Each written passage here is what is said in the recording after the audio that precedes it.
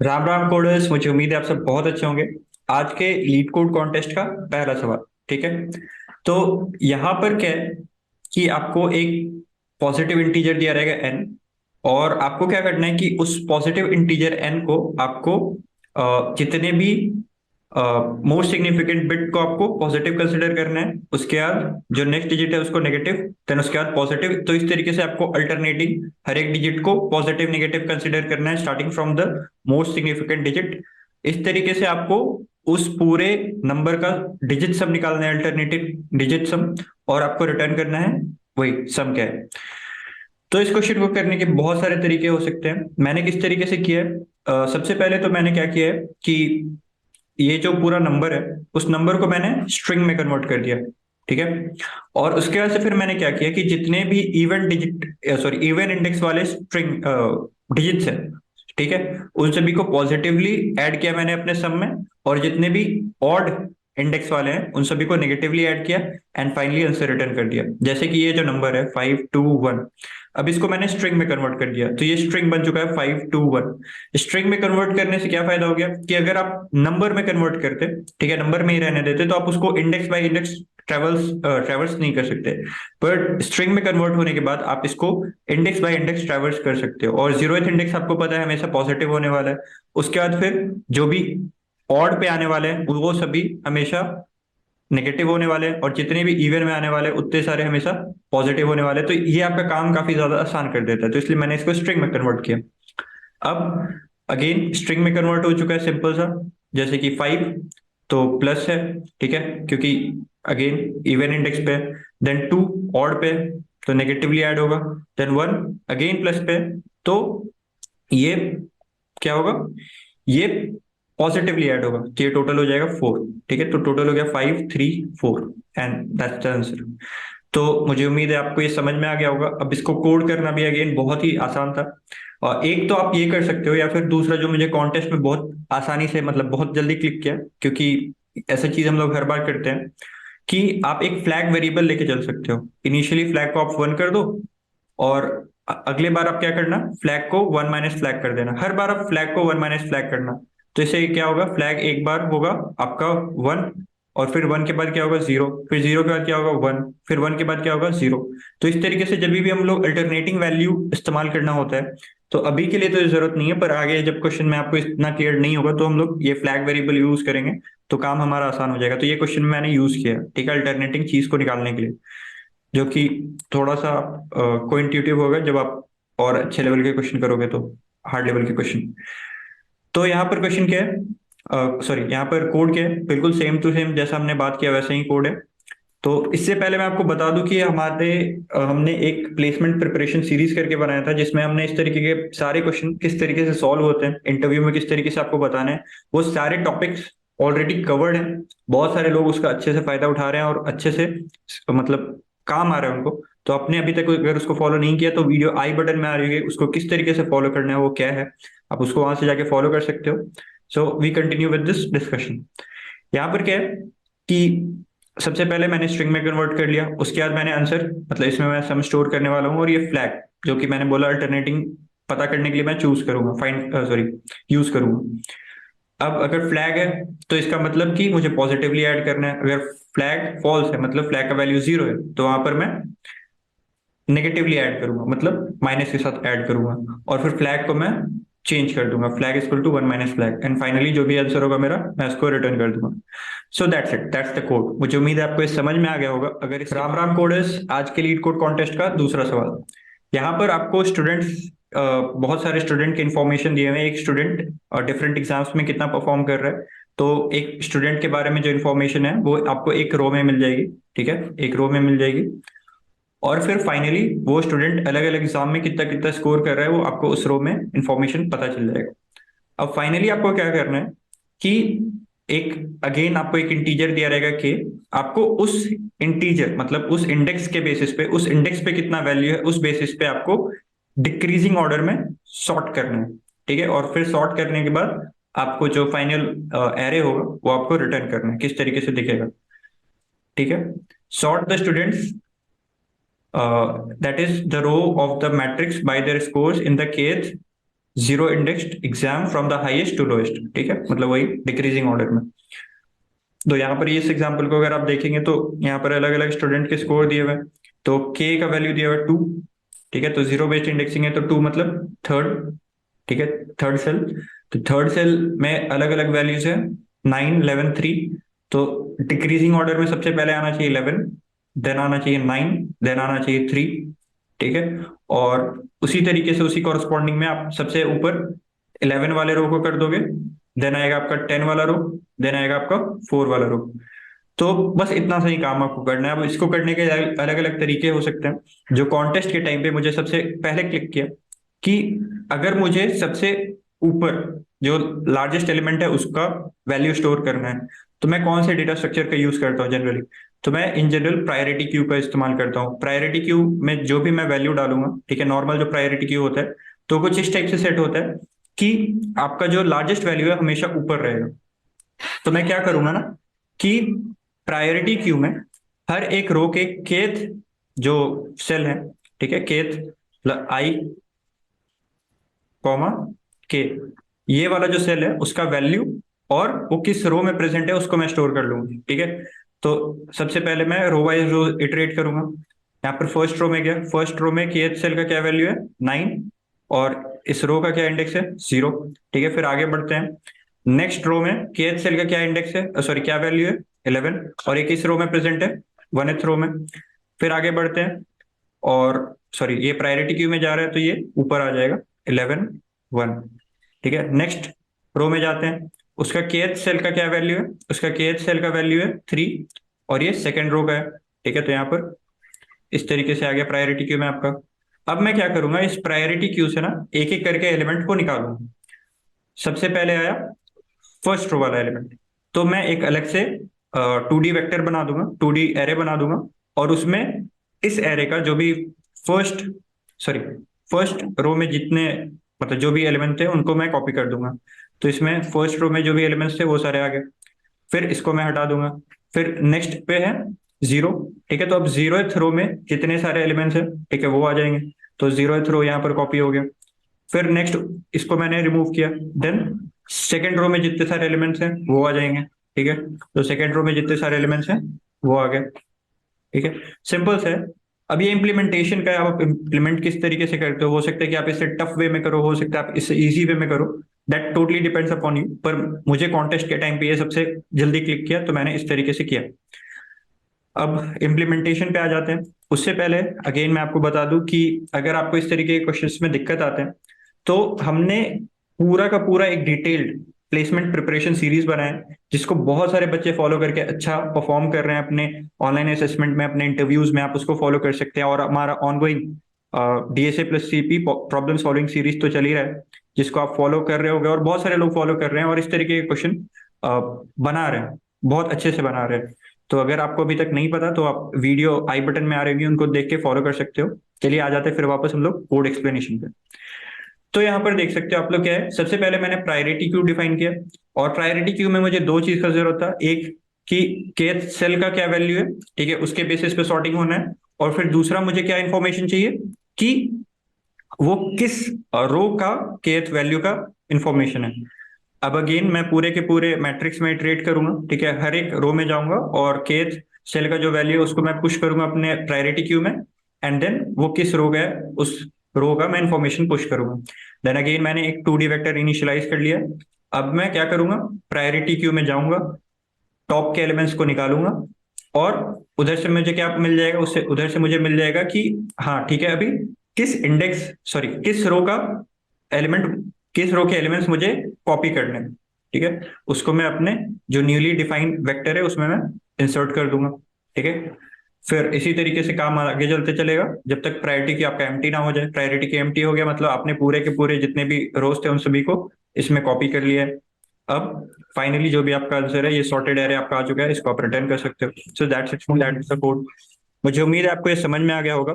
अगर इस Ram Ram coders, I hope आप सब बहुत अच्छे होंगे। एंड ये आज की लीड कोड कॉन्टेस्ट का question number C basically observation था, and a little bit experience of bits is enough to solve this question, right? तो guys without wasting time let's try to understand the question, ठीक है। सीधा white board पे होते हैं, better समझ में आएगा आपको। देखो क्वेश्चन बोल रहा है ना भाई, आपको दो स्ट्रिंग दिया हुआ है, मान लो एस और टारगेट टी, ठीक है। और मान लो आपको ऐसा ऐसा कुछ है ना, आपको टारगेट स्ट्रिंग ऐसा कुछ है मान लो। तो क्वेश्चन बोल रहा है you want to convert S to T, and ऐसा कुछ नहीं बोला कि मिनिमम ऑपरेशन में करना है, बस कन्वर्ट करना है। और आपको आइडेंटिटी बताना है क्या ये कन्वर्ट हो सकता है कि नहीं कन्वर्ट हो सकता। अगर कन्वर्ट हो सकता है तो ट्रू, नहीं तो फॉल्स। अच्छा, तो ये एसेंस है। आप कन्वर्ट करना कैसे है। कन्वर्ट करिए, आप कोई भी दो इंडेक्स चूज करो, मानो मैं ये दो इंडेक्स चूज किया, ठीक है। अब मान लो एक जगह ए है, एक जगह बी है, ठीक है। तो अब मैं दो चीज निकालूंगा, एक तो निकालूंगा ए और बी, और एक निकालूंगा ए एक्स और बी, ठीक है। दो आई गेट टू रिजल्ट्स, मैं दो इंडेक्स दिया था और दो रिजल्ट निकाला। अब मैं इसको कहीं भी रख सकता हूँ, इसको कहीं भी रख सकता हूँ, माई विश। तो समझ में आया। आपको दो इंडेक्स पे दो एलिमेंट चूज करने हैं, एक को ए और बी निकालना है, ए एक्स और बी निकालना है, तो आप दोनों को कहीं भी रख सकते हो, इस आपकी इच्छा, अब जहां रखो कोई इश्यू नहीं है, ठीक है। तो एग्जाम्पल, अगर मैं इन दो को चूज किया तो जीरो और जीरो क्या होता है, जीरो। जीरो एक्स और जीरो क्या होता है, वो भी जीरो ही होता है। तो आप कहीं भी जीरो जीरो ये रखो, कोई फर्क नहीं पड़ रहा, राइट। और क्या करोगे, मान लो अब ये दो इंडेक्स चूज किए, ठीक है। तो क्या होगा, जीरो और वन होता है वन, जीरो एक्स और वन होता है वन। तो दोनों जगह वन रखना पड़ेगा, तो यहाँ पे भी वन था ही, यहाँ पे वन ही रहेगा, यहाँ पे जीरो था, यहाँ पे हो जाएगा वन। अब सिंस यहाँ पे वन हो गया, now this two strings are same, right. तो मेरा काम हो गया, so I can make S and T equal this operation by performing this operation, so this is a true, ठीक है।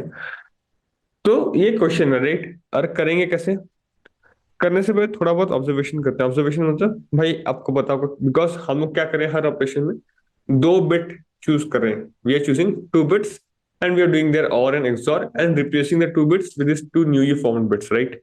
ठीक है। तो क्या क्या पॉसिबिलिटी हो सकता है, मैं जो दो बिट लूंगा, सिंस बाइनरी स्ट्रिंग है दोनों जीरो हो सकता है। सिंस दोनों का जीरो होगा, मान लो या इधर से कुछ है इधर से कुछ है, दोनों जीरो ही आ गए, तो जीरो और जीरो क्या होगा, भाई जीरो ही होगा भैया।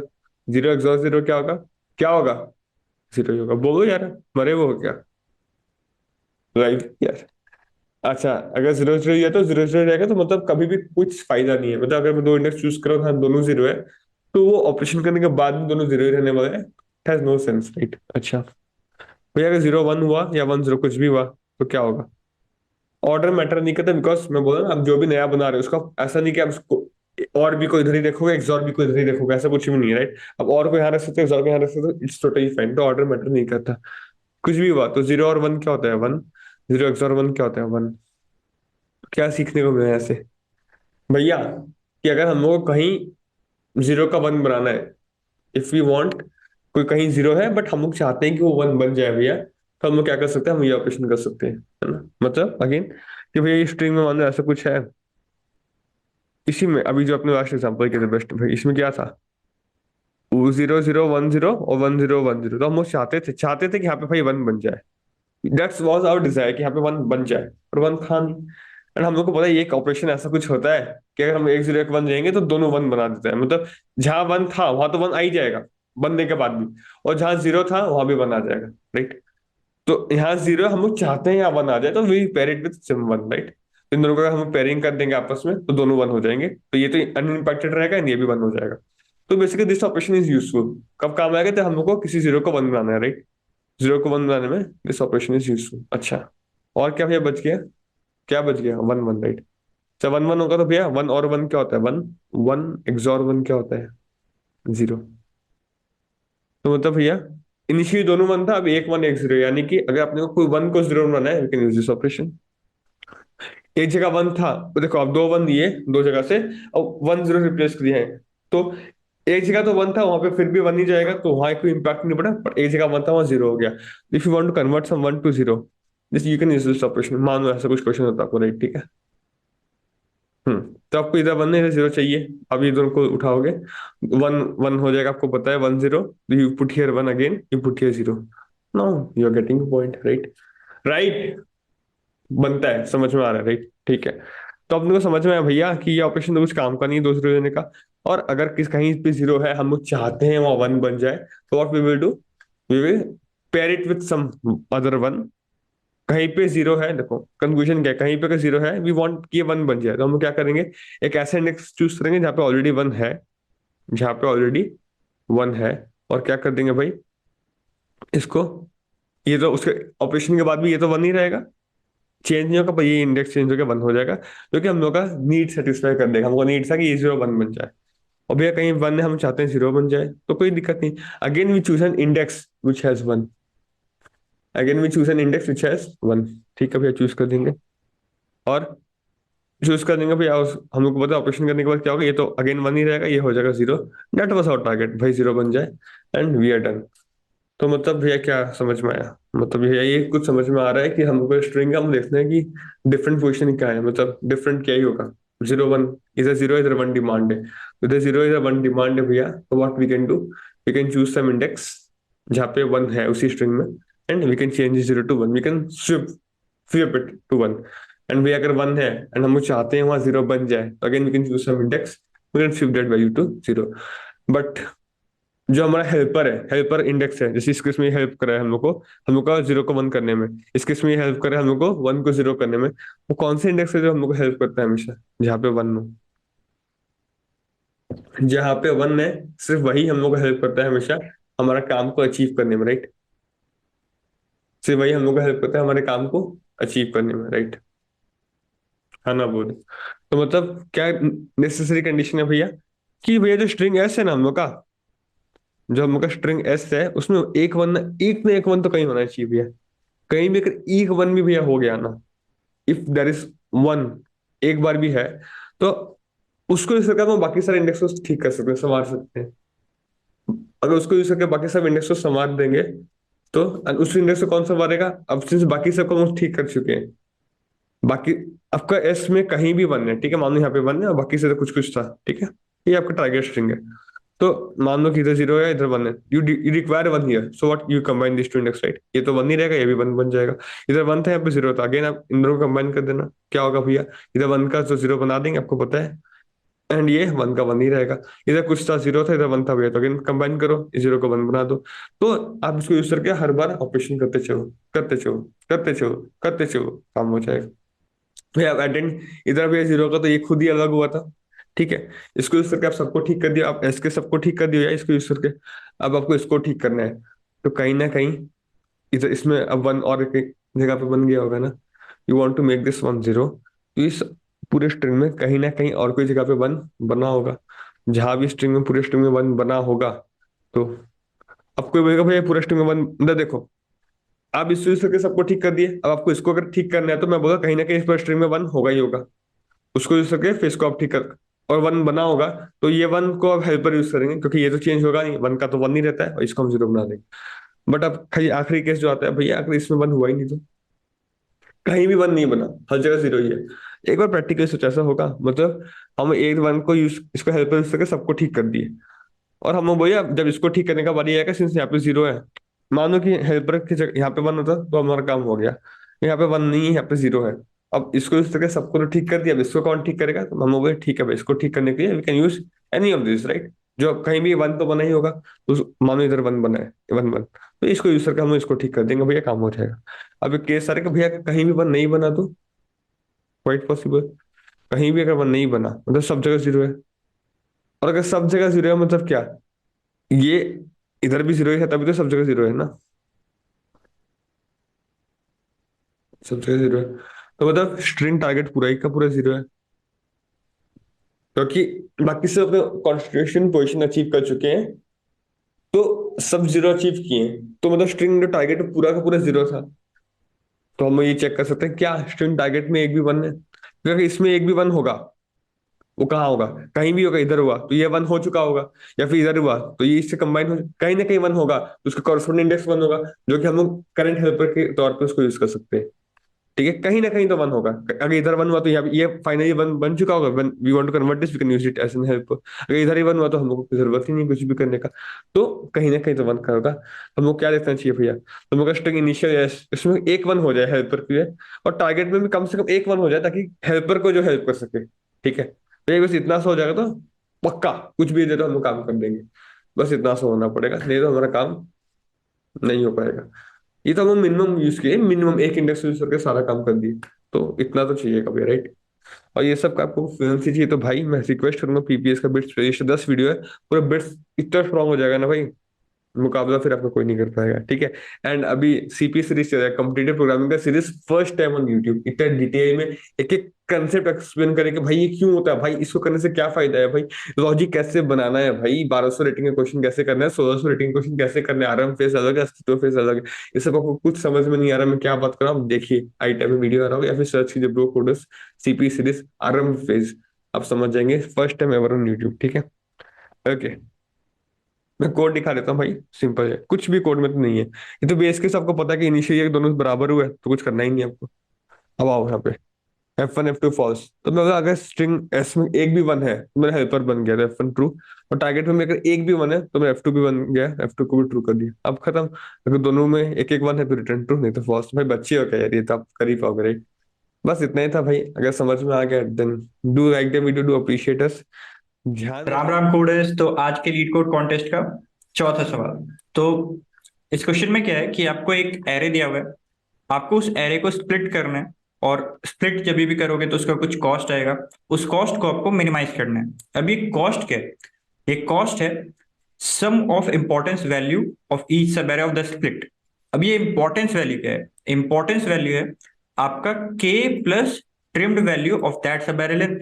अभी ट्रिम्ड वैल्यू क्या है? ये अगेन क्वेश्चन में आपको दिया हुआ है कि आप जो भी सब एरे ले रहे हो उस सब एरे में जितने भी यूनिक वैल्यूज है, मतलब जितने भी वैल्यूज ऐसे हैं जो कि सिर्फ और सिर्फ एक बार आ रहे हैं, उन सभी को हटा दो, तो जो सब एरे का लेंथ बचा that is the trimmed value of the sub array. तो के प्लस ट्रिम्ड सब एरे जो भी आप पास कर रहे हो, उस सब एरे का जो ट्रिम्ड वैल्यू है वो होगा उस स्प्लिट का कॉस्ट। तो ये कॉस्ट को आपको पूरा मिनिमाइज करना है। तो आपको जितने भी पॉसिबल स्प्लिट्स हो सकते हैं आप उनको ट्राई करो, ठीक है। और उसके बाद फिर जो भी मिनिमम कॉस्ट वाला स्प्लिट है उसका जो कॉस्ट है वो कॉस्ट आपको रिटर्न करना है। तो यहाँ पर बहुत ही मतलब एक एग्जांपल देख लेते हैं, उससे आपको अच्छे से क्लियर हो जाएगा। जैसे फर्स्ट एग्जांपल देखते हैं, तो यहाँ पर क्या है कि सपोज सबसे पहले मैंने क्या बोल दिया कि मैं पूरे के पूरे एरे को स्प्लिट ही नहीं करूंगा, मैं पूरे के पूरे एरे को एज अ स्प्लिट कंसिडर करूंगा कि हाँ ये पूरा का पूरा एरे ही स्प्लिटेड सब एरे है मेरा। तो इस स्प्लिट का कॉस्ट क्या आएगा? ठीक है, इंपॉर्टेंस वैल्यू क्या है? के प्लस ट्रिम्ड वैल्यू। अब इसका ट्रिम्ड वैल्यू क्या होगा? इसमें वन मल्टीपल टाइम्स आ रहा है तो इसको हम लोग रिमूव नहीं करेंगे, टू मल्टीपल टाइम्स आ रहा है तो इसको रिमूव नहीं करेंगे, और थ्री भी मल्टीपल टाइम्स आ रहा है तो इसको हम लोग रिमूव नहीं करेंगे। तो ये क्या हो गया? 2 + 7, ये हो गया 9। फर्दर आगे बढ़ते हैं। ये जो एग्जाम्पल में आपको दिया हुआ है, यहाँ पर इसने क्या किया कि शुरुआत के दो एलिमेंट को अलग कर दिया है और उसके बाद के जो भी एलिमेंट्स हैं उनको एक अलग स्प्लिट किया है। तो शुरुआत के दो वैल्यू वाले स्प्लिट हमने जब किया तो उससे क्या स्प्लिट का कॉस्ट है? उसका कॉस्ट आएगा उसका इंपॉर्टेंस वैल्यू क्या है? 2 + ट्रिम्ड वैल्यू ऑफ सब एरे 1 2 क्या होगा? 0, क्योंकि इसमें कोई भी रिपीटिंग नहीं है तो पूरा का पूरा सब एरे डिलीट हो जाएगा, तो ये हो गया 2 + 0। प्लस ये जो नेक्स्ट सब एरे है उसका इंपॉर्टेंस वैल्यू क्या है? तो इसका इंपॉर्टेंस वैल्यू है आपका 1 रिपीटेड है, 2 इज नॉट रिपीटेड तो 2 हट जाएगा, और 3 रिपीटेड है तो टोटल आपका आ जाएगा वैल्यू 4। ठीक है, तो ये 2 + 4, तो इसका इंपॉर्टेंस वैल्यू हो गया 6, इसका इंपॉर्टेंस वैल्यू होगा 2, ये टोटल का इंपॉर्टेंस वैल्यू हो गया आपका 8। तो टोटल जो आपका स्प्लिट का कॉस्ट है दैट इज 8। तो आपको क्या करना है? यही जो मिनिमम कॉस्ट है आपको रिटर्न करना है, और आप अलग अलग परमुटेशन ट्राई कर सकते हैं, इससे कम स्प्लिट नहीं आएगा। तो हम लोग इसको सोचेंगे कैसे? देखिए बहुत आराम से, आपने अगर हमारा रिकर्शन वाला और डीपी वाला प्लेलिस्ट किया फॉलो किया तो ये बहुत ही आराम से आप इसका अप्रोच डेवलप कर पाओगे। सबसे पहले स्प्लिट करने के लिए मुझे क्या करना है? मैं एक इंडेक्स लेके चलूंगा कि अभी से लेके अभी तक मुझे स्प्लिट करना है। जैसे कि सबसे पहले मान लेते हैं इस एरे पे है 1 2 1 2 1 3 3। ठीक है, ये एरे है मेरा। यहाँ पर इस एरे से इस इंडेक्स से मैंने स्टार्ट किया। अब मैंने क्या किया? मैंने सबसे पहले बोल दिया कि मैं क्या कर सकता हूँ, मैं स्प्लिट में अपने करंट स्प्लिट में इसको मैं रख सकता हूँ या फिर मैं इसको नहीं रख सकता हूँ। ठीक है, ये दो चॉइस हो सकते हैं हमारे पास। तो सपोज कि मैंने इसको अभी करंट वाले एलिमेंट को मैंने स्प्लिट में रख लिया। ठीक है, तो अभी करंट स्प्लिट वाले सब एरे का लेंथ क्या हो गया? 1। और बाकी जो रिमेनिंग स्प्लिट वाले लेंथ है वो क्या बचा? ये पूरा का पूरा एरे। इस पूरे के पूरे एरे में क्या है? 2 1 2 1 3 3। अब इसका जो भी इंपॉर्टेंस वैल्यू है प्लस इसका जो भी इंपॉर्टेंस वैल्यू होगा that is going to be my answer. अब यहाँ पर सिर्फ और सिर्फ एक ही एलिमेंट है, तो इसका मेरे को अगेन मैं बेस केस पहले से कैलकुलेट करके रखूंगा इसका स्प्लिट वैल्यू क्या होने वाला है, और वहां से मैं निकाल दूंगा। अब फर्दर यहाँ पर मैं स्प्लिट कर सकता हूँ, तो यहाँ पर भी स्प्लिट करने का क्या क्राइटेरिया हो सकता है कि एक मैं यहाँ पर स्प्लिट कर दूं, और फिर बाकी के जितने भी रिमेनिंग एलिमेंट्स हैं उनको मैं एक रिकर्सिव फंक्शन में डाल दूं कि तुम अपना बेस्ट आंसर बता दो, मिनिमम कॉस्ट जो हो सकता है। ठीक है, तो इस तरीके से हम लोग अलग अलग केस बना के चल सकते हैं। ये केस अगर आप हाथ से बनाने जाओगे तो इट्स नॉट पॉसिबल। हम सबको पता है कि इस तरीके से जब भी हम लोग केस बनाते हैं तो हम लोग रिकर्शन का इस्तेमाल करते हैं। अब रिकर्शन का हम लोग इस्तेमाल किस तरीके से करेंगे, तो जैसे कि यही एग्जांपल ले लेते हैं, सेकेंड एग्जांपल पे चलते हैं, 1 2 1 2 1। सबसे पहले मैंने क्या किया कि मैंने सपोज ये एक स्प्लिट ले लिया, उसके बाद मैं इस स्प्लिट को पास कर दूंगा अपने अगेन रिकर्सिव फंक्शन में, कि ठीक है एक इस स्प्लिट को मैं कंसिडर कर रहा हूं और बाकी के जो सब एरे बच रहे हैं उन सभी का जो मिनिमम स्प्लिटिंग कॉस्ट हो सकता है वो बता दो। अब ये 1 2 1 है, ठीक है। अब ये बताएगा कि इसका मिनिमम स्प्लिटिंग कॉस्ट क्या हो सकता है, तो इसका स्प्लिटिंग कैसे कैसे पॉसिबल है। एक हम बोल सकते हैं कि एक 1 को मैं रख लूंगा और बाकी, ठीक है, एक इसका कॉस्ट आया प्लस एक मैं 2 1 वाले सब एरे को रखूंगा। ठीक है, एक मैं क्या बोल सकता हूँ कि एक मैं 1 को रखूंगा, एक मैं 2 को रखूंगा, और एक मैं अगेन 1 को रखूंगा। अगेन और क्या स्प्लिटिंग आ सकता है, स्प्लिटिंग का पॉसिबिलिटी हो सकता है, एक में मैं 1 2 रखूंगा, फिर लास्ट वाले के लिए मैं 1 छोड़ दूंगा। तो ये अलग अलग स्प्लिटिंग परमुटेशन हो सकते हैं। एक क्या हो सकता है कि मैं पूरे के पूरे 1 से लेकर के जो फाइनल सेकंड वाला 1 है वहां तक मैं एक ही स्प्लिट कंसिडर करूंगा कि ये पूरा का पूरा एक स्प्लिट है। तो इन सभी में जो अलग अलग स्प्लिट्स हुए उन सभी का मैं कॉस्ट निकालूंगा। इसका स्प्लिटिंग कॉस्ट क्या है, 2 + 0 प्लस 2 + 0। ठीक है, क्योंकि के का वैल्यू तो हम लोग को हर बार ऐड करना है, तो ये हो गया टोटल 4। स्प्लिट का क्या कॉस्ट है, अगेन सेम है 4। स्प्लिट का क्या कॉस्ट है, 2 + 2 + 2 6। स्प्लिट का क्या कॉस्ट है, स्प्लिट का कॉस्ट है 2 + 2 अगेन 4। ठीक है, तो स्प्लिट का भी कॉस्ट है मेरा 4। तो इन सभी में से मिनिमम कौन, इन सभी में से मिनिमम मेरा 4 आ रहा है, तो मैं 4 को रिटर्न कर दूंगा। ठीक है, तो अगर मैंने 1 2 पे स्प्लिट किया, 1 2 पे स्प्लिट किया तो इसका स्प्लिटिंग कॉस्ट क्या है, 2। और इधर से बाकी के जो रिमेनिंग सब एरे हैं उन सभी का स्प्लिटिंग का मिनिमम कॉस्ट क्या है, 4। ठीक है, तो इन सभी को मैं ऐड कर दूंगा। दूसरा क्या हो सकता है कि मैं 1 2 1 इधर स्प्लिट मार रहा हूँ और बाकी का जो रिमेनिंग सब एरे है उसको मैं बोल रहा हूँ कि ठीक है तुम अब यहां तक तो मैंने फर्स्ट सब एरे चूज कर लिया, अब बाकी के तुम इसमें से बताओ। अब इसमें से भी जो अलग अलग आंसर्स हो सकते हैं उन सभी को मैं निकालूंगा। तो ये आपको चॉइसेस समझ में आना चाहिए कि सबसे पहले मैं क्या करूंगा। अगेन इसी एग्जांपल पे चलते हैं, नेक्स्ट एग्जांपल पे चलते हैं, 1 2 1 2 1 कि मैंने सबसे पहले ये सब एरे रख लिया। अब उसके बाद फिर इस सब एरे में से जो मिनिमम स्प्लिट का कॉस्ट हो सकता है वो निकालो। फिर 2 1 वाले में से सबसे पहले मैंने 2 रख लिया, अब फिर आप बताओ 1 2 1 वाले में से जो मिनिमम स्प्लिट आ सकता है वो क्या है। फिर मैंने 1 को रख लिया, अब रिमेनिंग में से मैक्सिमम जो स्प्लिट का सॉरी मिनिमम जो स्प्लिट का कॉस्ट आ सकता है वो बताओ। 2 को रख लिया, 1 वाले से जो मिनिमम आ सकता है वो बताओ। ठीक है, तो ये आपको अलग अलग स्टेप पे आपको ये करोगे। अब फिर नेक्स्ट टाइम पे आप क्या करोगे, यहाँ पर 2 जो एक रख रहे थे अब 2 के साथ 2 1 रख लोगे। ठीक है, यहाँ पर अब नेक्स्ट स्टेप पे क्या कर सकते हो, 1 2 1 रख लोगे। तो इस तरीके से आपको सारे के सारे परमुटेशन को ट्राई करने हैं जो कि रिकर्शन से काफी इजीली हो जाएगा। एक चीज और आपको हर बार निकालने का जरूरत है, स्प्लिट वैल्यू। तो मैं क्या करता हूँ ना कि हर एक सबेरे तो मैं आराम से निकाल सकता हूँ। ठीक है, हर एक सबेरे में आराम से निकाल सकता हूँ, ये तो आप लोग सब एग्री करते हो कि फॉर i = 0 i n, मतलब ये वाला जो डबल फॉर लूप होता है उससे करके मैं सारे के सारे सब एरेस निकाल सकता हूँ। और जब मैं सारे सब एरेस निकाल सकता हूँ, ठीक है, तो मैं सारे सब एरेस का split value again pre compute करके रख सकता हूँ कि i से लेकर के j तक अगर मेरा सब एरे होगा तो उसका स्प्लिट वैल्यू क्या आएगा, उसको मैं ऑलरेडी स्टोर करके रख सकता हूँ। ठीक है, अगर ये मेरा ऑलरेडी स्टोर्ड है तो ये हर बार मुझे कंप्लीट सॉरी कैलकुलेट नहीं करना पड़ेगा कि हाँ इस सब एरे से लेकर के इस सब एरे में जितने भी एलिमेंट्स हैं उनका स्प्लिट वैल्यू क्या है। Again this will add a good optimisation to your code, कि सबसे पहले हम लोग क्या कर लेंगे कि आई से लेके जे तक के जितने भी एलिमेंट्स हैं उन सभी का स्प्लिट वैल्यू मैं कैलकुलेट करके रख लूंगा। तो ये चीज अगर हो गया है तो अगेन सीधा सीधा आपको रिकर्शन आना चाहिए और मेमोराइजेशन आना चाहिए, जो कि आपने अगर हमारा डीपी वाला प्लेलिस्ट फॉलो किया है तो इस टाइम तक बहुत स्ट्रांग हो गया होगा कि आप इसको खुद से कर पाओ।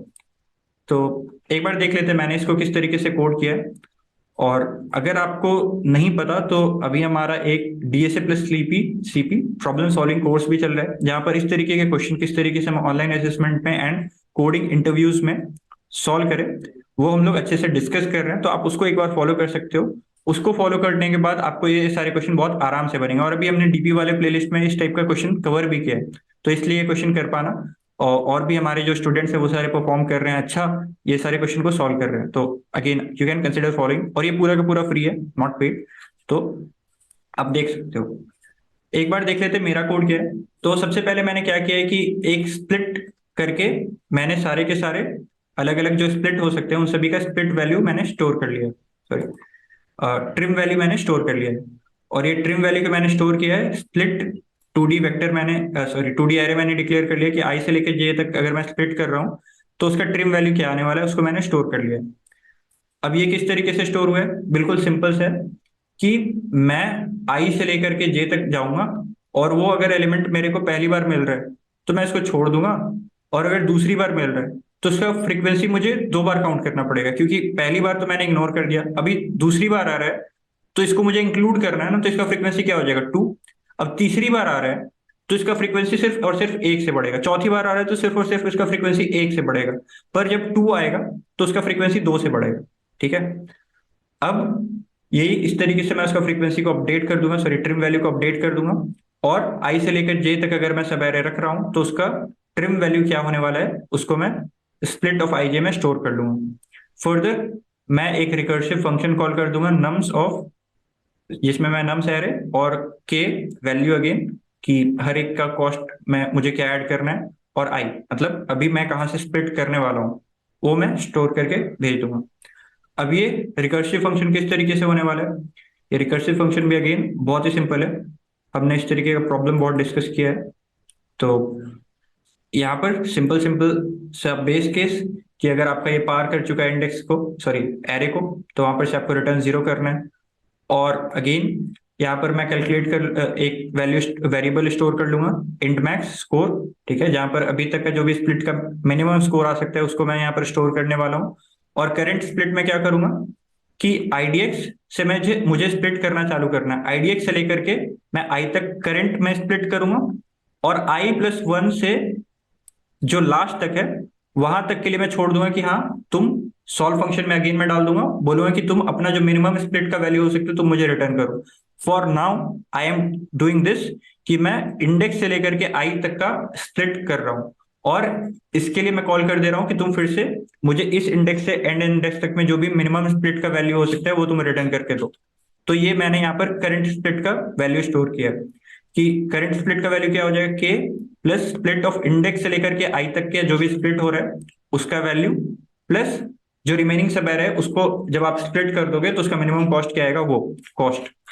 तो अगेन मैं स्कोर को अपडेट करूंगा जो भी इसका मिनिमम वैल्यू होगा ऑफ करंट स्कोर या फिर करंट, तो स्कोर मेरा अपडेट हो जाएगा। और फाइनली मैं यहाँ पर स्कोर को रिटर्न कर दूंगा।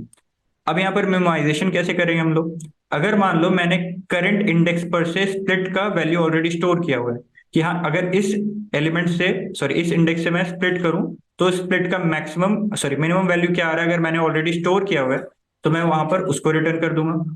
और अगर नहीं स्टोर किया है तो इस बार मैं रिटर्न करने से पहले इसको स्टोर कर लूंगा कि अगले बार मुझे पता रहे। तो that's it, that's the code. और मुझे उम्मीद है आपको ये समझ में आ गया होगा। अगर इसके बाद भी कोई डाउट है तो आप कमेंट सेक्शन पे आ सकते हैं, या फिर आप जुड़ सकते हैं हमारे सोशल मीडिया पेजेस के हैंडल से जिनका लिंक डिस्क्रिप्शन बॉक्स में दिया हुआ है। That's it for now, thank you.